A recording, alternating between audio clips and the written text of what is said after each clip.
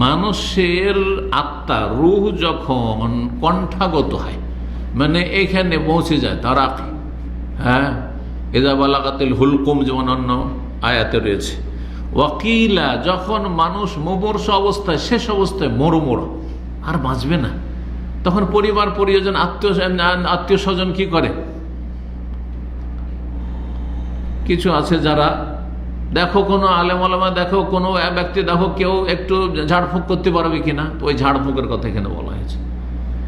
আর যাদের চিকিৎসা সম্পর্কে ধারণা আছে আর চেষ্টা করে চিকিৎসা করে কোন রকম করে যদি বাঁচাইতে পারি আর সুস্থ করতে পারি, তো দেখো দেখো কোনো ডাক্তারকে দেখো, তাড়াতাড়ি করে ডাক্তার দেখো, আর না হলে চলো তাড়াতাড়ি ডাক্তার কাছে নিয়ে চলো, চলো অ্যাম্বুলেন্স নিয়ে আসো। করে না, করে না? জি। ওয়াকিলা, তখন লোকেরা বলতে থাকে, কাছের লোকেরা, পরিবারের লোকেরা, মানরা, কে ঝাড়ফুঁক করনেওয়ালা আছে, দেখো তো কেউ ঝাড়ফুঁক করতে পারবে কেন, একটু ফুকটুক দিয়ে যদি ভালো হয়ে যায়। আল্লাহু আকবার। আর আপনার এদিকে কিন্তু মরার সময় চলে আসছে, মালাকুল মত এসে বসে গেছে। হ্যাঁ, আল্লাহর রহমতের ফেরেশতা না হয় আযাবের ফেরেশতা চারিদিক থেকে আপনাকে ঘিরে ফেলেছে। জি, আপনি দেখতে পাচ্ছেন যে শেষ অবস্থায় আছেন, কিন্তু আপনার আশেপাশে আত্মীয় স্বজন কেউ দেখতে পায় না তাদেরকে। আল্লাহু আকবার। ওয়াজান্না আন্নাহুল ফিরাক, যেই সময় তার ঝাড়ফুঁক করাবার জন্য, তাকে সুস্থ করার জন্য, তার চিকিৎসার জন্য ডাক্তার খুঁজছেন, অমুক খুঁজছেন, তমুক খুঁজছেন, কোনো ব্যবস্থা খুঁজছেন, তখন ওয়াজান্না, সেই সময় ওই ব্যক্তির, যেই ব্যক্তি মৃত্যু মুখে পতিত এখন শেষ অবস্থায়, ওয়াজান্না, তার বিশ্বাস হয়ে গেছে, হ্যাঁ, সুনিশ্চিত তার কাছে, জান্না মানে আইকানা, তার ইয়াকিন হয়ে গেছে এখানে, আন্নাহুল ফিরাক, যে এটা আমার বিদায় মুহূর্ত, আমার স্ত্রীর সাথে আর থাকবো না, আমার ছেলে মেয়ের সাথে আর থাকার কোনো সুযোগ নেই, আমার দুনিয়ায় থাকার আর কোনো সুযোগ নেই। ওয়াজান্না আন্নাহুল ফিরাক, ফিরাক মানে জুদা, এখন আমি স্ত্রী থেকে, ছেলে মেয়ে থেকে, দুনিয়া থেকে, দুনিয়ার ভোগ বিলাস থেকে, টাকা পয়সা থেকে, ব্যবসা বাণিজ্য থেকে, যা যেখানে করছিলাম কাজকর্ম থেকে, ফিরাক, আমাকে এখান থেকে জুদা হইতেই হবে, বিদায়ের ঘড়ির ঘণ্টা বাজছে। ওয়াজান্না আন্নাহুল ফিরাক ওয়ালতাফাতিস সাকু বিস-সাক, তখন এমন অচল হয়ে গেছে যে এক পায়ের নলা আর এক পায়ের নলার সাথে মিলে গেছে, মানে অচল হয়ে পড়েছে, অচল হয়ে পড়েছে, আর চলার কোনো ক্ষমতা নেই, আর বিছানা থেকে উঠবেও না, ভাবছেন যে উঠাবেন সুস্থ করে। ওয়ালতাফাতিস সাকু বিস-সাক ইলা রাব্বিকা ইয়াওমাইযিল ওয়াসাক, তাহলে এরপরে কি হবে? আল্লাহ বলছেন, তোমার রব মহান আল্লাহ, যিনি মাবুদ, তার কাছে এখন নিয়ে যাওয়া হবে। মাসাক, সাকে আসুক মানে হ্যাঁ নিয়ে যাওয়া, পিছন থেকে তাড়িয়ে নিয়ে যাওয়া। এই জন্য ড্রাইভারকে এই মাসাক এখান থেকে সায়েক বলা হয়, আর আপনার এই আঞ্চলিক ভাষায়, মাতৃভাষা সাওয়াক বলা হয়, ঠিক না? জি হ্যাঁ। ইলা রাব্বিকা ইয়াওমাইযিল ওয়াসাক, সেই দিন আল্লাহর কাছে নিয়ে যাওয়া হবে, হয় সসম্মানে নিয়ে যাওয়া হবে, আর না হলে বড় লাঞ্ছিত অপদস্থ করে নিয়ে যাওয়া হবে।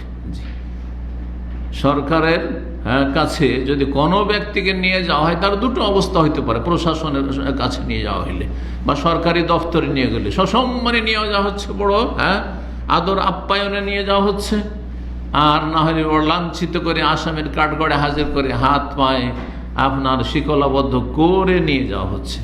তো এইরকমই রুহের অবস্থা হবে। আল্লাহ রাব্বুল সূরা আল কিয়ামায় এই মরণের মুহূর্তের কিছুটা চিত্র তুলে ধরেছেন। আল্লাহ রাব্বুল আমাদের জন্য মরণকে যেন সহজ করেন এবং মরণের পরের জীবনকে আল্লাহ রাব্বুল যেন সুখময় করেন।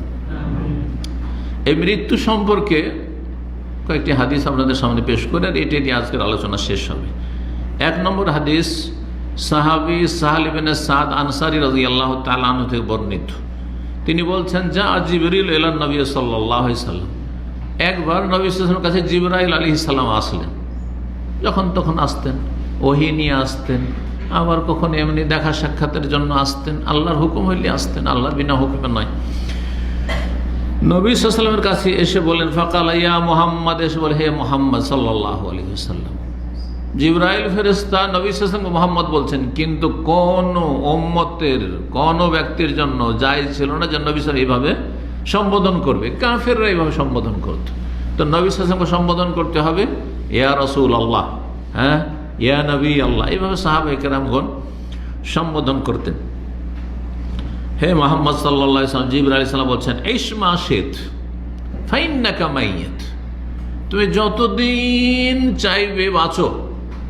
যদি চাও যে আমি 1000 বছর বাঁচবো, হাজার হাজার বছর বাঁচবো, যে কোনো ব্যক্তির ক্ষেত্রে এটি, এমনকি নবী সাল্লাল্লাহু আলাইহি ওয়াসাল্লামের ক্ষেত্রেও ইসমা শিত, মা শিত মানে যা চাও, যতটা চাও সময় তুমি দুনিয়াতে জীবন যাপন করো, বেঁচে থাকো, কতদিন চাও তুমি, যা ইচ্ছা তাই। তোমার চাওয়া শেষ হয়ে গেল, কত চাইবেন? 1000 বছর বাঁচবো, 2000 বছর বাঁচবো, চাইবে। তারপরে ফাইন্নাকা মাইয়িত, তারপরে তোমাকে মরতেই হবে, মাইয়িত হইতেই হবে। হাই চিরকাল থাকবে না কেউ। আল্লাহ সবসময় আল হাই, আল্লাহু লা ইলাহা ইল্লা হুয়াল হাইয়ুল কাইয়্যুম। আল্লাহ হচ্ছেন চিরঞ্জীব, চিরস্থায়ী। আল কাইয়্যুম তিনি, সবসময় তিনি আছেন, থাকবেন, আল কাইয়্যুম। কিন্তু এমনকি রাসূলুল্লাহ সাল্লাল্লাহু আলাইহি ওয়াসাল্লাম এক শ্রেণীর বিদআতীরা মনে করে যে তো বেয়াদবি হয়ে গেল, তো জিবরাইল আলাইহিস সালাম তাহলে বেয়াদবি করে দিলেন না, জিবরাইল আলাইহিস সালাম তাহলে ওয়াহাবি হয়ে গেলেন না। কেউ যদি ভারত বাংলাদেশে বেদাতি মহলাকে বলে নবী মারা গিয়েছেন, ইন্তেকাল করেছেন, আরে পাক্কা ওয়াহাবি। তাই যদি হয় তাহলে সবচেয়ে বড় ওয়াহাবি হচ্ছে জিবরাইল আলাইহিস সালাম। আর জিবরাইল আলাইহিস সালাম যদি ওয়াহাবি হন, তো আমি কেন? প্রত্যেক মুসলিমের জন্য ওয়াহাবি হওয়া ফরজ, প্রত্যেক মুসলিমের জন্য ওয়াহাবি হওয়া ফরজ। আর ওয়াহাবি মানে আল্লাহওয়ালা, কোনো খারাপ কথা নাই। গালটা দিয়েছে তারা অসৎ নিয়তে, কিন্তু গালটা খুব ভালো আমরা পেয়ে গেছি, আলহামদুলিল্লাহ। কথা বুঝতে পারছেন? ওয়াহাব কার নাম? আল্লাহর নাম। তার ওয়াহাবি মানে কি? আল্লাহওয়ালা। যেমন হক আল্লাহর নাম। আর বিদাতি মোল্লা সমাজে হ্যাঁ হক্কানি আলেম বলছে না, বলছে না? রব্বানি আলেম, আলেমে রব্বানি, হক্কানি আলেম। তো হক্কানি কেন বলছেন? আব্দুল হক, আল্লাহ নাম আল হক। আর যে হক কথা বলে আর হক মেনে চলে সে হচ্ছে হক্কানি। কিন্তু হক না মেনেও তারা নিজেদেরকে হক্কানি বলে। তাদের বেদাতি মিডিয়া আছে, এই সুফি বেদাতিদের বলে আহলে হক মিডিয়া, আহলে বাতিল একবারে, কিন্তু নাম তাদের আহলে হক মিডিয়া। বুঝতে পেরেছেন? তো হকের দাবি করলে হবে না। হক হচ্ছে ওহীর বিধান, কোরআন এবং সহিহ সুন্নাহ। এবং কোরআন সহিহ সুন্নাহকে যেইভাবে রাসূলুল্লাহ সাহাবায়ে কেরাম থেকে বুঝিয়ে দিয়েছেন, ওই বুঝকে সামনে রেখে কোরআন এবং হাদিস যারা মেনে চলবে, আমল করবে, তারাই হচ্ছে আহলে হক, আর তারাই হচ্ছে হক্কানি। আল্লাহ বুঝার তৌফিক দান করুন। তাহলে জিবরাইল আলাইহিস সালাম কি বললেন? ইসমাশের যতদিন বাঁচবা বাঁচো, ফাইন্নাকা মাইয়িত, তুমি নিঃসন্দেহে মৃত, মরণশীল। মাইয়িতটা বাংলা হয়ে গেছে, মাইয়িত শব্দ আরবি শব্দ হাদিসে আছে, তাই না? কোরআনেও আছে। কোরআনের সূরা জুমার আয়াত নম্বর 30 আল্লাহ বলছেন, ইন্নাকা মাইয়িতুন ওয়া ইন্নাহুম মাইয়িতুন, হে নবী নিঃসন্দেহে তুমিও মাইয়িত। মাইয়িত মানে কি? হায়াতুন নবী। মাইয়িত মানে হায়াতুন নবী না? আল্লাহ যেন সঠিক বুঝ দান করে। যেই ব্যক্তি হায়াতুন নবী করে, সে কোরআন অস্বীকারী না? সূরা জুমার আয়াত নম্বর 30 খুলে দেখেন, ইন্নাকা মাইয়িত, নিঃসন্দেহে তুমি মৃত, নিঃসন্দেহে তুমি একসময় মাইয়িত হয়ে যাবে, হাই থাকবে না তুমি, একমাত্র হাই আল্লাহ রাব্বুল আলামিন। ওয়া ইন্নাহুম মাইয়িতুন, আর তোমার দুশমন যারা আছে বা অন্যরা আছে তারাও মাইয়িতুন, মাইয়িতের বহু আছে মাইয়িত, তারাও মৃত, তারাও মরণশীল, মরবে। তো জিবরাইল আলাইহিস সালাম ওই কথাই বলছেন। আয়াত সূরা জুমারের আর হাদিস এক হলো না? হলো না? এক একবারে। হ্যাঁ, আর বেদাতির আকীদা কোরআন হাদিসের সাথে সাংঘর্ষিক, কোরআন হাদিসের উল্টো আকীদা। কোরআন হাদিস বলছেন নবী মাইয়িত, আর বেদাতি আকীদা বলছে হায়াতুন নবী, হায়াতুন নবী। আল্লাহ যেন সঠিক বুঝ দান করেন, অন্ধত্ব দূর করেন, গোঁড়ামি দূর করেন, জাহালাত অজ্ঞতা দূর করেন।